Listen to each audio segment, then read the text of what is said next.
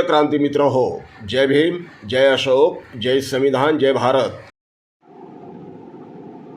जगातला सर्वात मोठा पक्ष हा केवळ आमचा पक्ष आहे अशी बढाई मारणारा, शेखी मिरवणारा भारतीय जनता पक्ष. अर्थात हा पक्ष जगात सगळ्यात मोठा कोणत्या बाबतीत आहे ते मात्र त्यांनी जाहीर केलेलं नाही. भारतातल्या सर्व पक्षातील भ्रष्टाचारांना आपल्या पक्षात सामावून घेणारा सर्वात मोठा पक्ष की नफरतखोर, चितावणीखोर भाष्य करणारा कार्यकर्त्यांचा पक्ष. कोणत्या बाबतीत हा पक्ष मोठा आहे ते जरी आम्हाला त्यांनी जाहीर केलेलं नसलं तरी जगातला सर्वात मोठा पक्ष अशी अफवा मात्र त्यांनी पसरवलेली आहे. होय, अफवा. कारण भारतीय जनता पक्ष निवडून आलाय महाराष्ट्रामध्ये, भारतामध्ये केंद्रात निवडून आला, ह्यावर भारतीय जनता अजूनही विश्वास ठेवायला तयार नाही. तो भारतीय जनता पक्ष जगातला सर्वात मोठा पक्ष अशी बढाई मारतो. त्याच भारतीय जनता पक्षाला मात्र गल्ली बोळातल्या निवडणुका जिंकण्यासाठी, लढण्यासाठी मात्र कोबड्यांची गरज पडते, कोबड्यांची आवश्यकता पडते. याआधी त्यांना शिवसेना वगैरे ह्या कोबड्यांची आवश्यकता लागत होती. मी महाराष्ट्रापुरतं म्हणतोय, त्यांना शिवसेना वगैरे ह्या पक्षांची कोबड्या लागत होत्या. परंतु ज्या वेळेला या कोबड्यांच्या लक्षात आलं, म्हणजे या पक्षांच्या, शिवसेना वगैरे पक्षांच्या लक्षात आलं की इथे फक्त आपला स्वार्थासाठी वापर केला जातो, वापरा आणि फेका एवढ्यापुरता आपला वापर केला जातो, त्यावेळेला शिवसेना भारतीय जनता पक्षापासून फारकत घेऊन मोकळी झाली. परंतु स्वबळावरती निवडणुका जिंकणं जगातल्या सर्वात मोठ्या पक्षामध्ये हिंमत नव्हती, दम नव्हता, आणि म्हणून त्यांनी कोबड्या घेणं काही बंद केलं नाही. परंतु ज्या कोबड्या त्या अगोदर वापरत होते त्या कोबड्याचे त्यांनी तुकडे तुकडे करून मग अजित पवार, एकनाथ शिंदे यांची शिवसेना अशा पक्षांबरोबर त्यांनी आघाडी केली. बरं, एवढं कमी, एवढ्यांना पण सोबत घेऊन निवडून येऊ शकत नाही. निळा झेंडा असल्याशिवाय आपल्याला कोणीही मतदान करणार नाही. निळा झेंडा सोबत पाहिजे तरच आपल्याला मतदान होईल. त्यामुळं हे त्यांना पक्क माहीत असल्यामुळे त्यांनी मग छोट्या मोठ्या दुकानदार, छोट्या मोठ्या पक्षांना, आमच्यातल्या आंबेडकरी पक्षांना, जे स्वतःला आंबेडकरी म्हणतात, अशांना सोबत घेतलं. 7 ते 8 किंबहुना त्याहीपेक्षा जास्त पक्षांची महायुती करून त्यांनी निवडणुका लढल्या. जिल्हा स्तरावर आणखीन कोणाकोणाबरोबर त्यांची युती आहे माहीत नाही. आता नागपूर आणि सोलापूरमध्ये त्यांनी चक्क काँग्रेसबरोबरही युती केलेली आहे. म्हणजे जगातल्या सर्वात मोठ्या पक्षाला कोबड्या घेऊन लढावं लागतंय, माझ्या बोलण्याचा अर्थ. 30 गत काँग्रेस पक्षाची. काँग्रेस पक्षाचा दावा आहे की पंजा ह्या निशाणीवर दगड जरी उभा केला तरी त्याला मतदान होतंय. कारण प्रत्येक मतदारसंघात आमचे किमान 20% मतं आहेत जे फक्त आणि फक्त पंजाला मतदान करतात. एवढा असूनही त्यांना सुद्धा कोबड्यांची गरज पडते. एकेकाळच्या कट्टर शत्रू बरोबर, शिवसेनेबरोबर देखील त्यांना हातमिळवणी करावी लागते. ज्या शरद पवारांनी त्यांच्याबरोबर विदेशी मुद्द्यावरून वेगळं संसार थाटला, त्या शरद पवारांना सोबत घेऊन त्यांना निवडणुका लढवाव्या लागतात. जिल्हा स्तरावर मी मगाशी उदाहरण दिलं, सोलापूर आणि नागपूरमध्ये त्यांनी BJP बरोबर युती केली. नाना पटोले यांनी भंडाऱ्यामध्ये शिवसेनेच्या शिंदे गटाबरोबर युती केली. बातमी आहे तशी. कुबड्यांशिवाय यांना पर्याय नाही. शरद पवार साहेबांची ही तीच गत. ज्या विदेशी मुद्द्यावरून त्यांनी पक्षाचे 2 तुकडे केले, वेगळा तुकडा सोबत घेतला, त्याच पक्षाबरोबर त्यांना युती करावी लागते.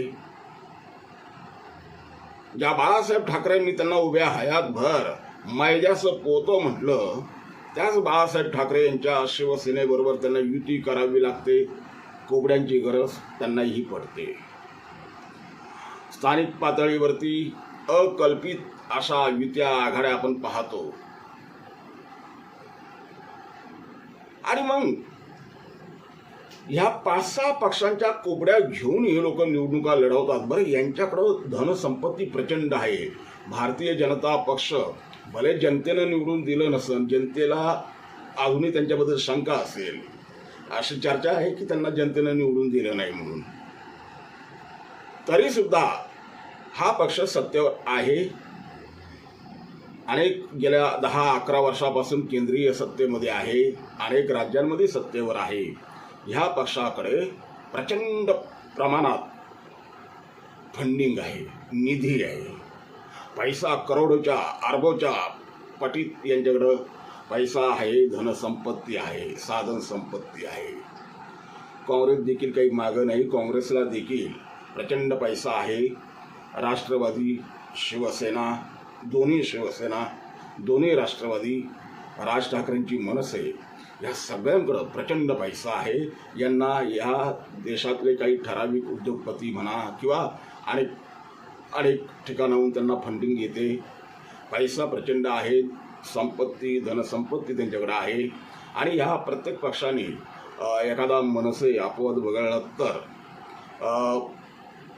सत्ता भोगलेली आहे महाराष्ट्राची. त्यामुळे यांच्याकडे प्रचंड पैसा आहे. अशा ह्या पक्षांच्या विरोधात एकटा वंचित बहुजन आघाडी, जो केवळ आणि केवळ निष्ठावंत कार्यकर्त्यांच्या शिदोरीवरती टक्कर देतो. आणि टक्कर देत असताना 2019च्या निवडणुकीमध्ये सुमारे 48 लाख मतं, अर्धा कोटी मतं, EVM मशीन असताना देखील त्यांनी पदरात पाडून घेतले. विचार करा, EVM मशीन जर नसती, लोकांमध्ये चर्चा आहे की EVM मशीन जर नसती तर प्रकाशजी आंबेडकरांचा पक्ष त्याच वेळेला सत्तारूढ बनला असता महाराष्ट्रामध्ये. किंबहुना सत्तारूढ जरी बनला नसता तरी या महाराष्ट्राच्या सत्तेच्या चाव्या वंचित बहुजन आघाडीकडे आल्या असत्या. जे 48 लाख मतं पडली, किमान ती 1 कोटीच्या घरात मतदान गेलं असतं जर बॅलेटवरती निवडणुका झाल्या असत्या तर, असं महाराष्ट्रातल्या जनतेचं म्हणणं आहे. अर्थात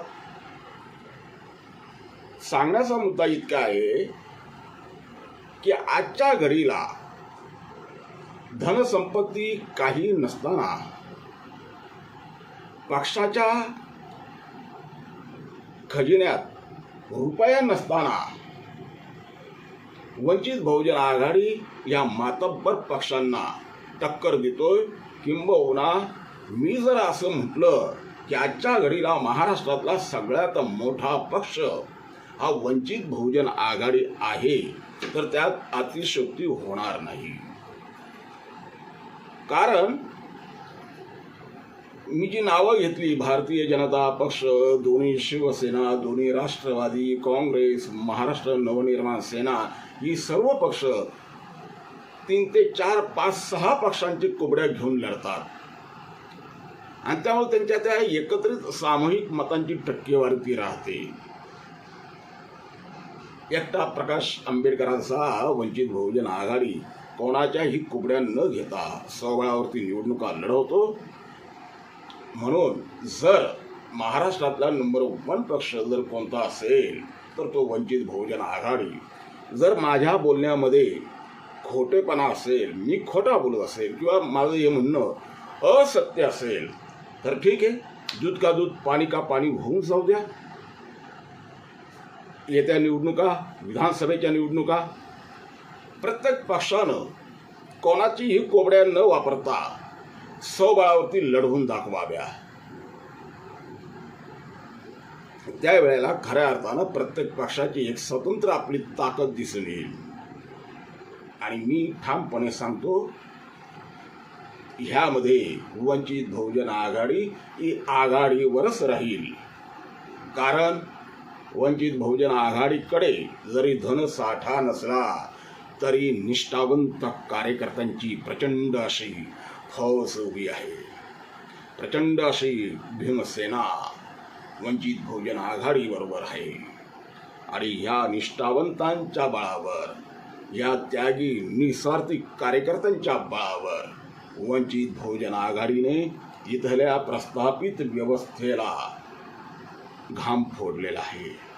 आणि म्हणून वंचित बहुजन आघाडीच्या भीतीनं, होय, मी अतिशयोक्ती बोलत नाही, वंचित बहुजन आघाडीच्या भीतीनं ह्या प्रस्थापित पक्षांना एकमेकांच्या कोबड्या वापराव्या लागत आहे.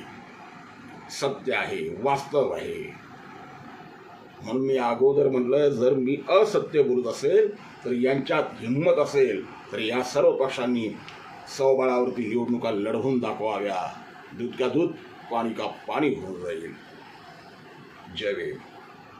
क्रांती मित्र हो, भीम पॅंथर हे आपल्या हक्काच्या यूट्यूब चॅनलला कृपया सबस्क्राईब करून आम्हाला विषमतावादी शक्तींच्या विरोधात लढण्यासाठी बळ द्या, शक्ती द्या, ऊर्जा द्या.